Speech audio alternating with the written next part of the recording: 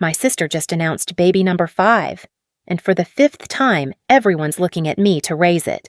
I'm Rebecca Martinez, 40, childless by choice.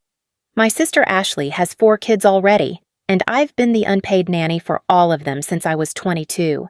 18 years of free childcare. But this time, when she made the announcement at family dinner, something inside me snapped. I stood up, grabbed my purse, and said, "I'm done." What happened next? She called the cops, accused me of abandoning my responsibility.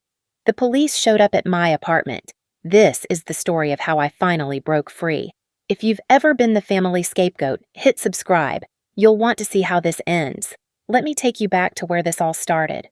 I was 22 years old, fresh out of college with a communications degree and my whole life ahead of me.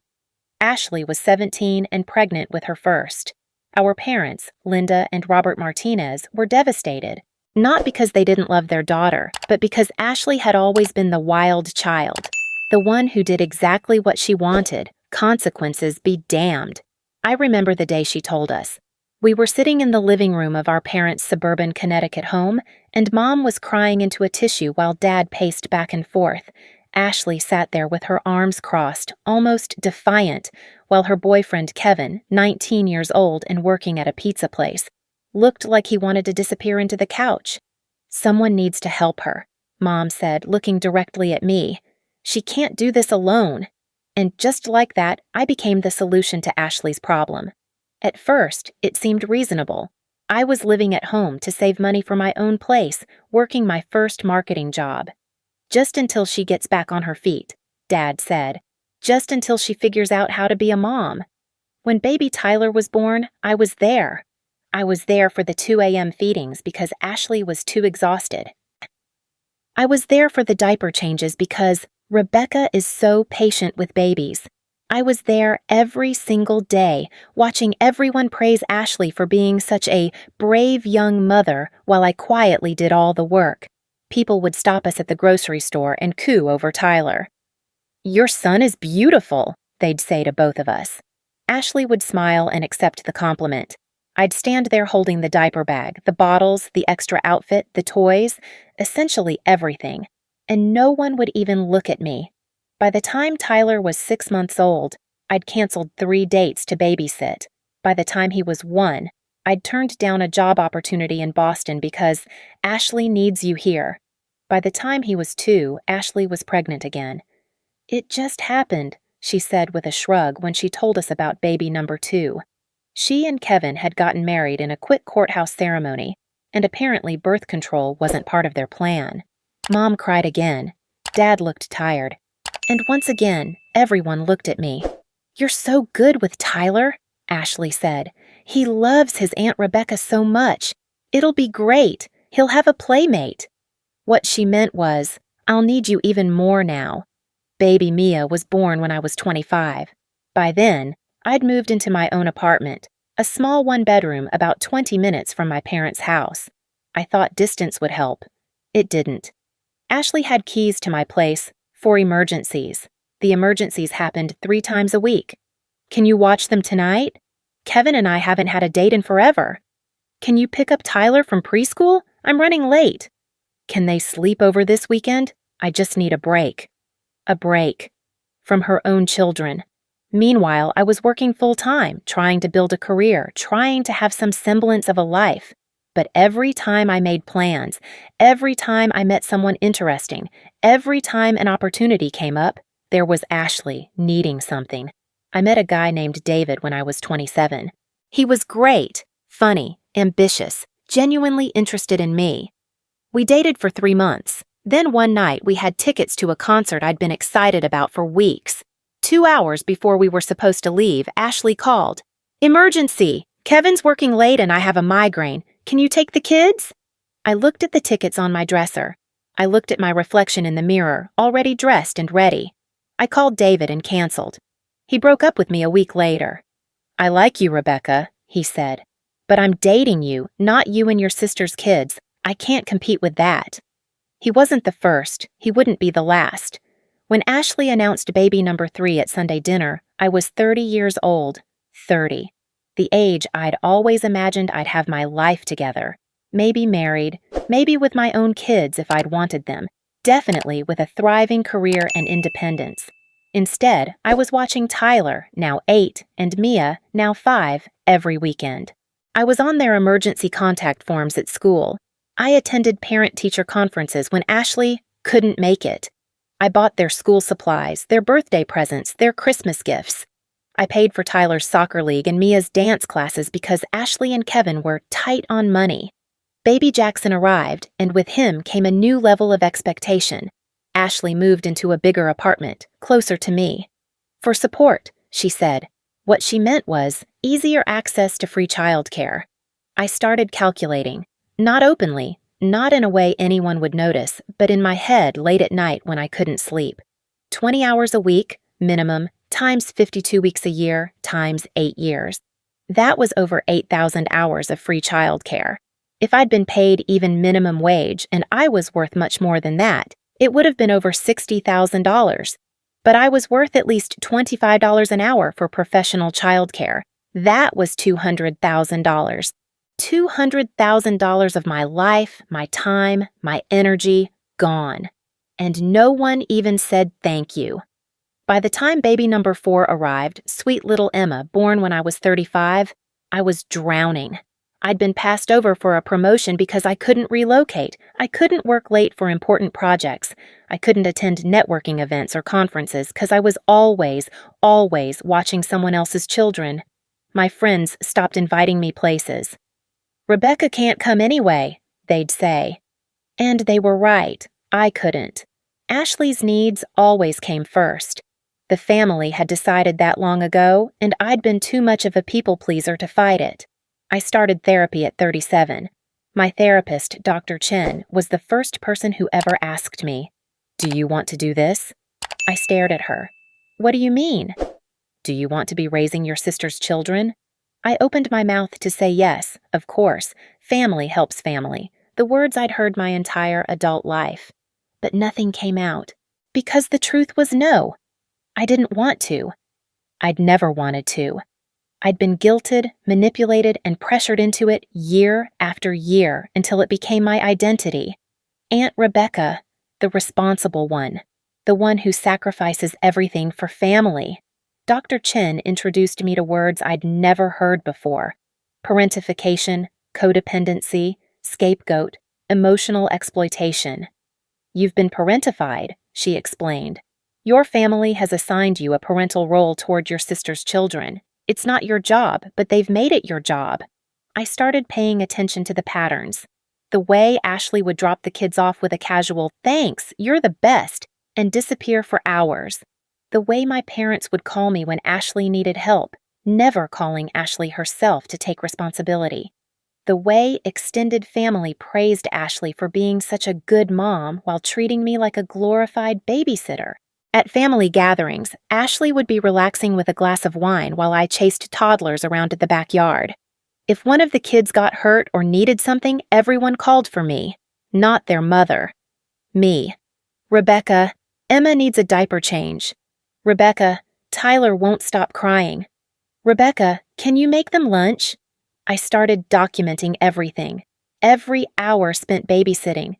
Every dollar spent on the kids. Every canceled plan, every missed opportunity, every moment of my life that had been swallowed up by someone else's choices. The spreadsheet I created was devastating. 18 years, over 18,000 hours of childcare, approximately $468,000 in unpaid labor, 6 failed relationships, all ending because my family obligations came first. One career essentially stalled because I couldn't be flexible or ambitious. I had to be available. And for what? Did Ashley appreciate it? Did anyone? The answer came last month at Sunday dinner. I was 40 years old, sitting at my parents' dining room table with the whole family. Ashley and Kevin were there with all 4 kids. Tyler was 18 now, about to graduate high school. Mia was 15. Jackson was 10. Emma was 5. I'd helped raise every single one of them. Ashley stood up beaming and tapped her wine glass with a fork. Everyone got quiet. "We have an announcement," she said, and my stomach dropped because I knew. I knew what was coming before she even said it. Kevin put his arm around her waist, grinning like an idiot. "Baby number 5 is on the way!" The room erupted in cheers. Mom squealed and rushed over to hug Ashley.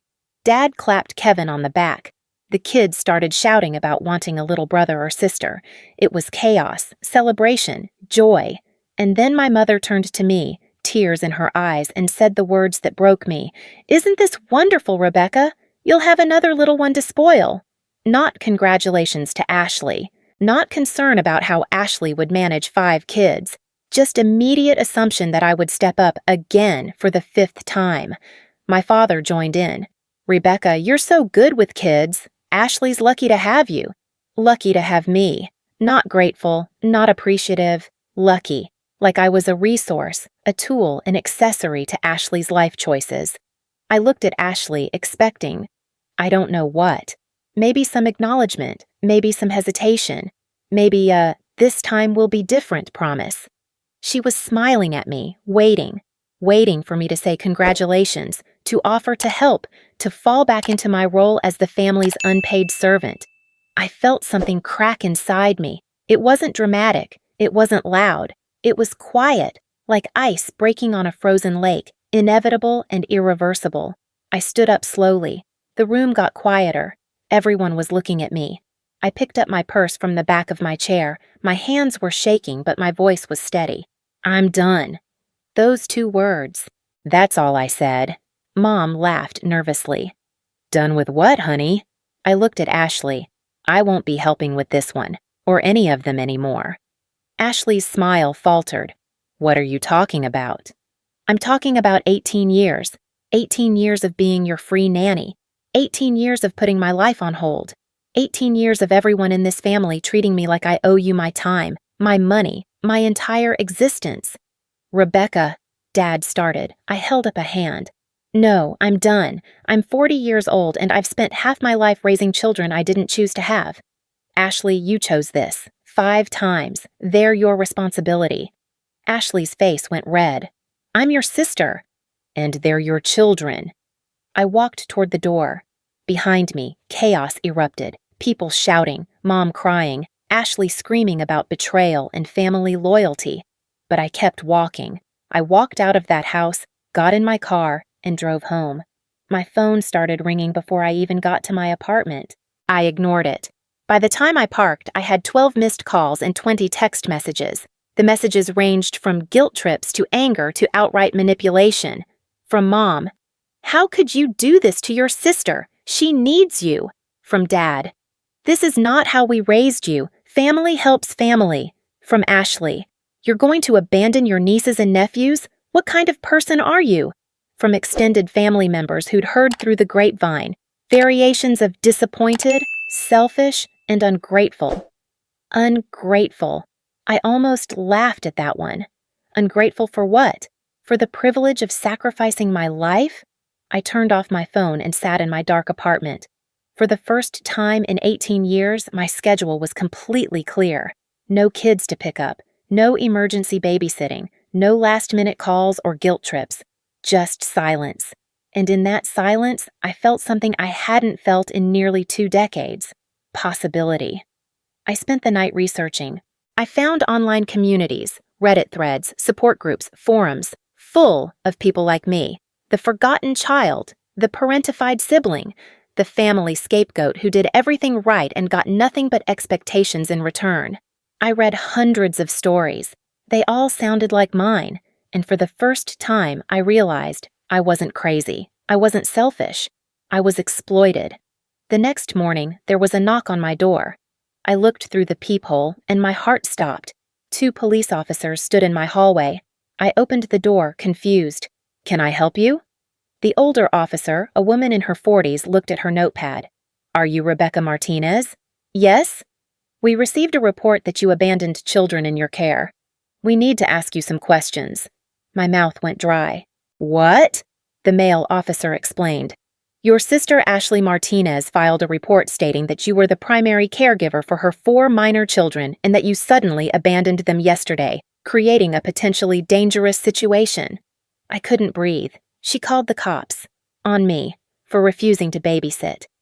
"Officers," I said slowly, Those are not my children. They're my sisters. I'm their aunt. I don't have legal custody. I don't live with them. I'm not their guardian." The female officer frowned. "Your sister indicated you've been the primary caregiver for years." "Because she asked me to babysit. A lot. That doesn't make me legally responsible for her children." They asked more questions. I showed them my apartment, clearly a one-bedroom with no evidence of children living there. I showed them my ID, my lease, my lack of any legal relationship to Ashley's kids. "Ma'am," the male officer finally said, "it sounds like this is a family dispute, not a criminal matter. Your sister's children are with her and her husband, correct?" "Yes, where they should be." After they left, I sat on my couch and stared at the wall. Ashley had called the police, had tried to get me in legal trouble for the crime of saying no. That's when I knew. This wasn't about love. This wasn't about family. This was about control. About keeping me in my place. About punishing me for stepping out of the role they'd assigned me. My phone was still off. I turned it on and saw 47 missed calls and over 60 text messages.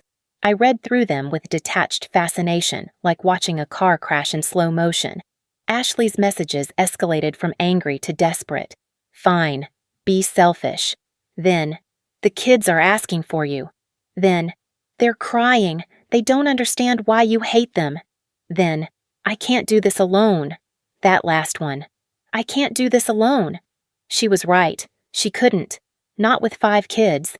Not when she'd never actually learned to be a full-time mother because I'd always been there to pick up the slack. And that wasn't my problem anymore.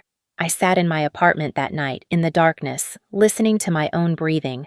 For 18 years, I'd been holding my breath, waiting for permission to live my own life, waiting for someone to notice my sacrifice, waiting for someone to say, "That's enough, Rebecca, you've done enough." No one ever would, because to them, there was no enough. There was only more. I thought about the police showing up at my door. I thought about Ashley's accusation that I'd abandoned children who had 2 living, capable parents. I thought about my mother's instant assumption that baby number 5 would be my responsibility too, and I realized they would never stop, unless I stopped them. That night, I made a decision. Not in anger, though there was plenty of that. Not in spite, though I'd earned the right to feel spiteful. But in clarity. I was done. Really, truly done. And if they thought today was bad, they had no idea what was coming. Because I wasn't just walking away. I was taking my life back. Every single piece of it. The morning after the police showed up, I called Dr. Chen for an emergency session. I needed to talk to someone before I completely lost it. "She called the cops on me," I said, still in disbelief. "She actually filed a false report because I refused to babysit." Dr. Chen was quiet for a moment. "Rebecca, what you're describing is a pattern I see often in families with these dynamics. When the scapegoat tries to leave their assigned role, the family system escalates to pull them back in. What Ashley did, calling the police, that's an extinction burst." "A what?" "When someone loses control, they often escalate their behavior dramatically before they finally stop. She's panicking because her entire support system just collapsed. You weren't just her babysitter, Rebecca. You were the person who made her lifestyle possible." That hit me hard. Ashley could have 4 kids, work part-time, have date nights, take vacations, have me time, all because I was always there to pick up the pieces. Without me, her whole life would have to change. "What do I do now?" I asked. "That depends. What do you want?" For the first time in 18 years, someone was asking me what I wanted. "I want my life back," I said.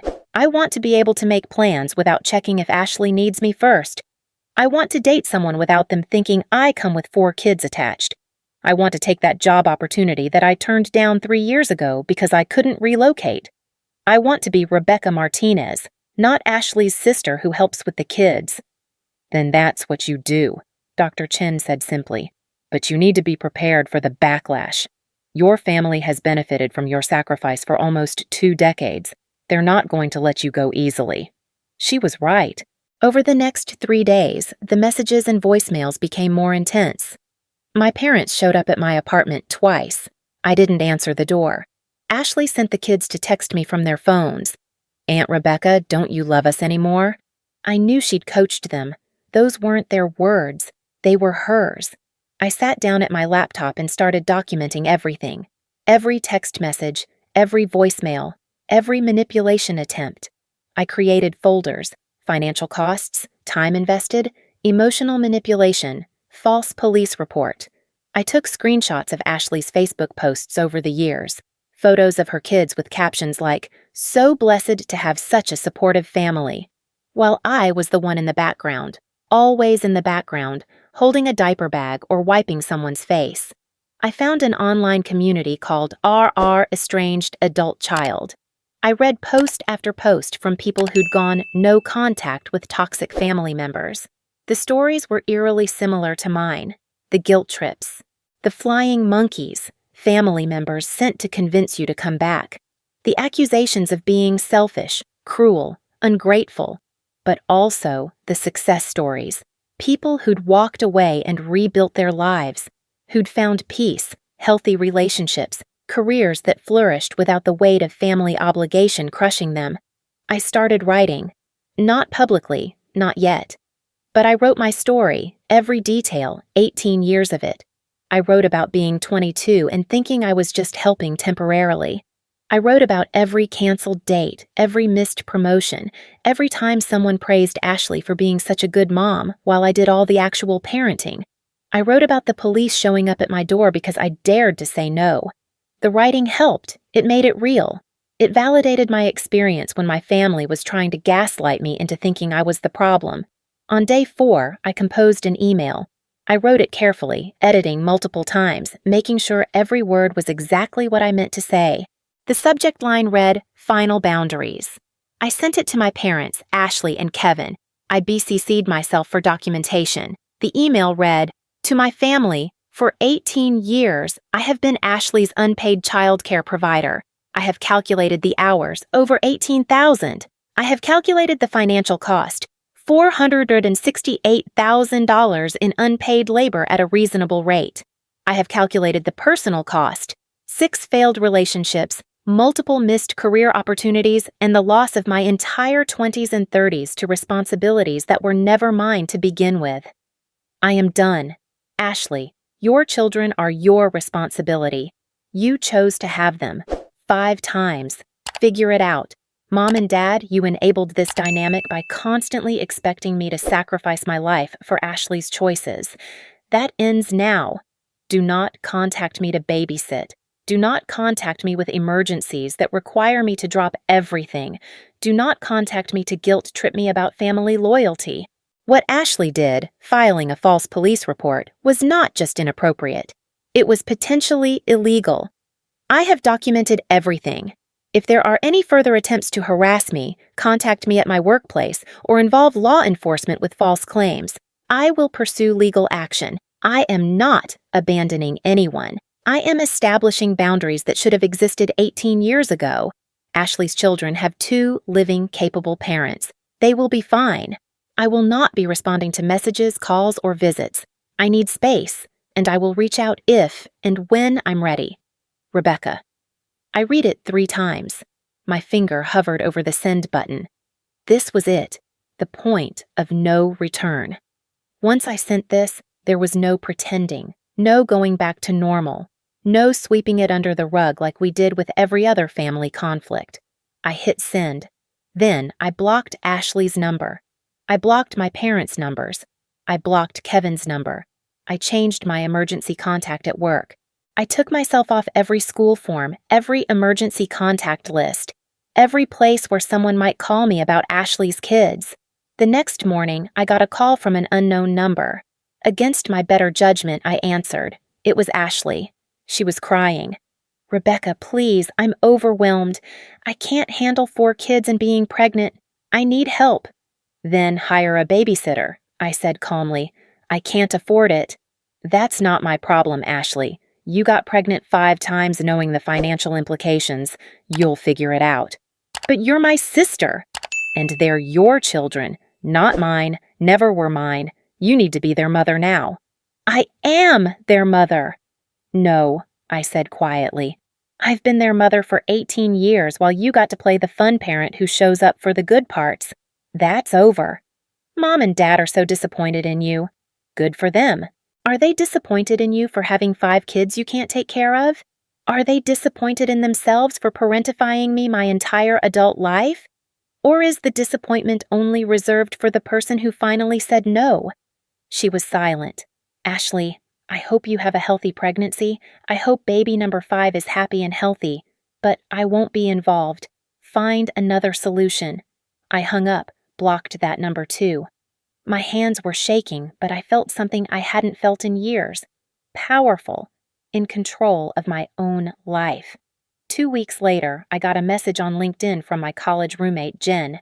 We'd lost touch over the years. Another casualty of my lack of time and energy for real friendships. Hey, Rebecca. I saw you're still in Connecticut. My company is hiring for a senior marketing position. It's remote, but based in Denver. Interested? Denver. 2,000 miles from my family. Remote work, which meant flexibility. Senior position, which meant the career growth I'd been denied. I clicked reply without hesitation.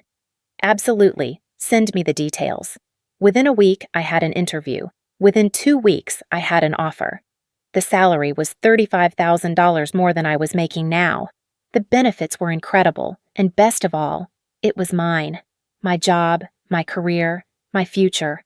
No strings attached. I gave my 2 weeks' notice at my current job. I started packing my apartment. I didn't tell my family. They'd find out eventually, but this wasn't their business anymore. I joined a local support group for adult children of dysfunctional families. Sitting in that church basement with 8 other people, listening to their stories, I felt seen for the first time. A woman named Patricia talked about being the family caretaker for her alcoholic mother for 20 years. A man named James talked about financially supporting his entire extended family until he was drowning in debt. Everyone had a story. Everyone understood. The hardest part, Patricia said, is accepting that they're never going to apologize. They're never going to admit they were wrong. You're waiting for validation that will never come. She was right. I'd been unconsciously waiting for my family to realize what they'd done to me, to feel guilty, to apologize. But they never would.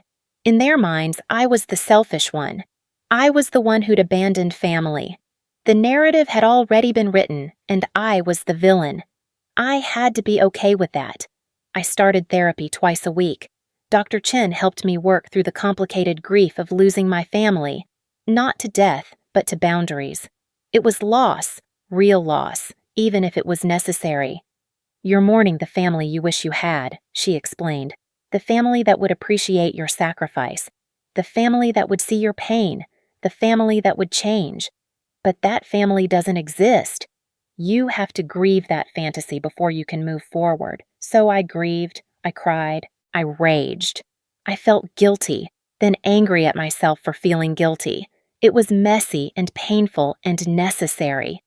1 month after the dinner where I walked out, I got a Facebook message from Ashley's best friend, Jenna. I almost deleted it, but something made me read it. Rebecca, I don't know if you'll see this, but I wanted you to know Ashley has been complaining to everyone about you abandoning her.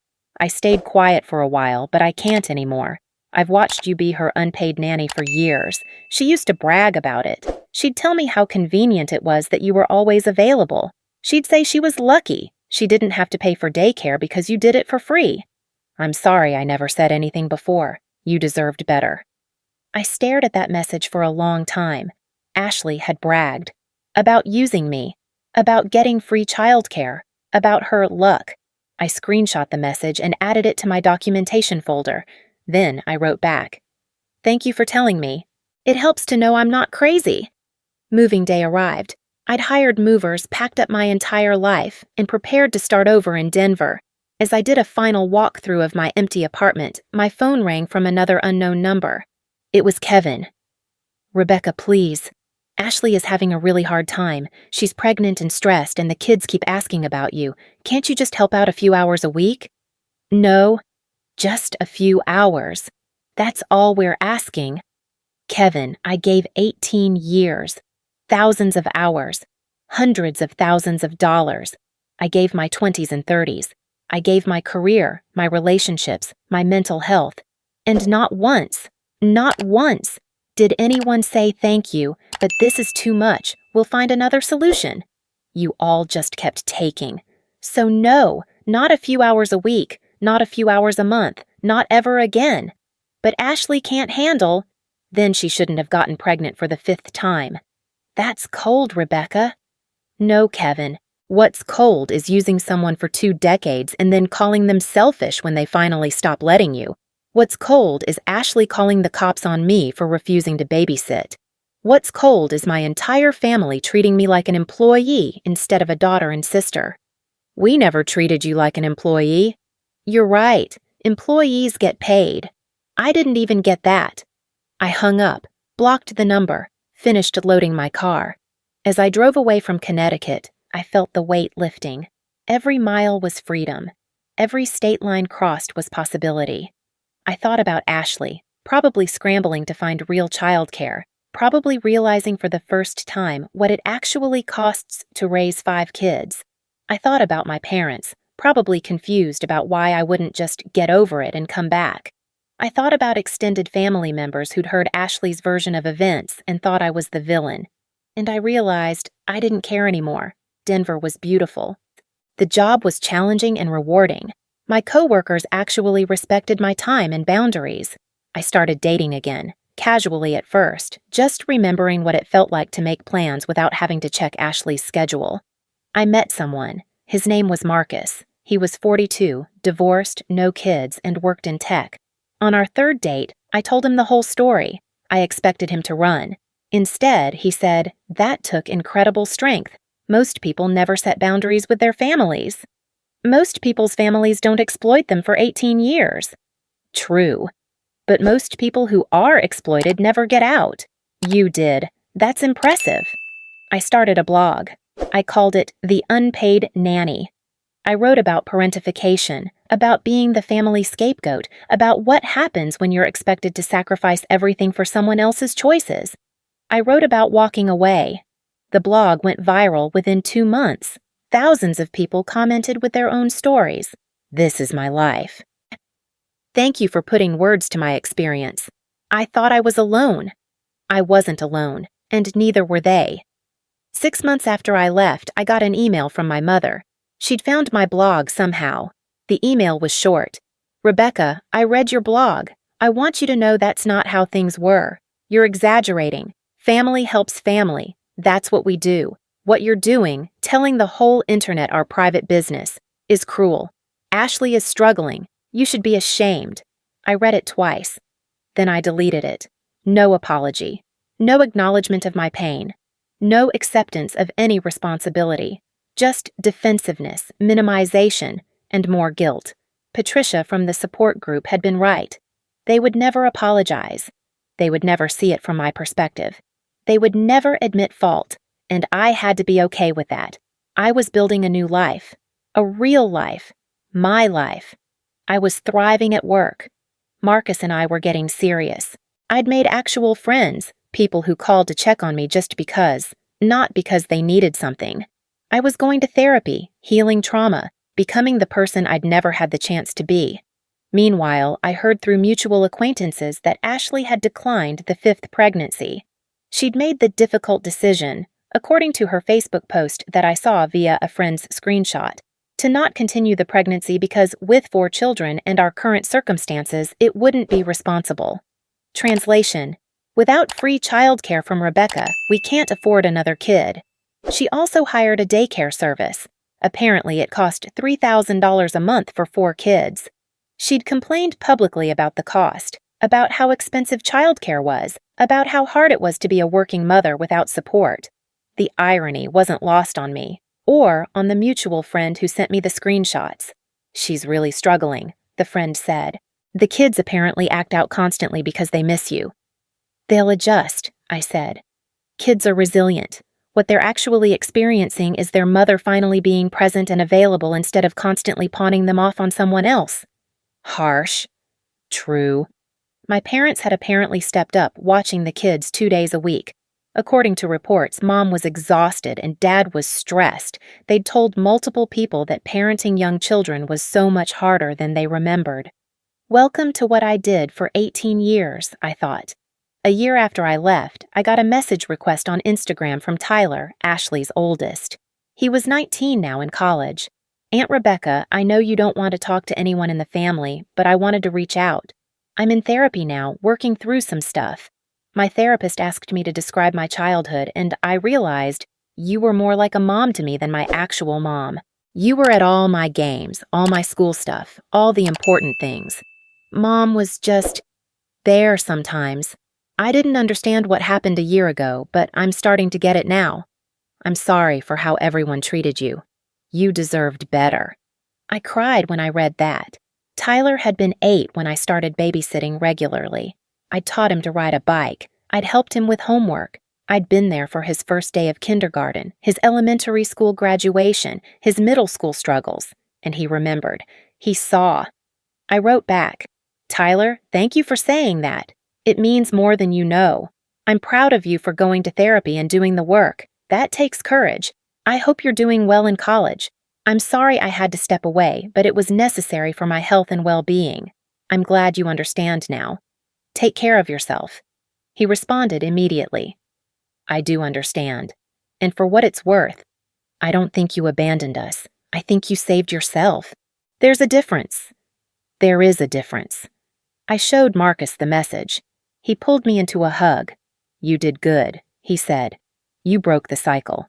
Tyler's going to be okay because he saw you set boundaries. He learned that it's okay to choose yourself. People ask me if I regret walking away. The answer is no. For 18 years, I gave everything. I gave my 20s, my 30s, my money, my time, my mental health, and my family took it all without saying thank you. Walking away wasn't cruel. It was survival. My sister had to figure out how to be a mother to her own children. My parents had to face what they enabled, and I got my life back. I'm 41 now. I have a career I love, a man who respects me, and a future that's mine. No guilt, no regrets.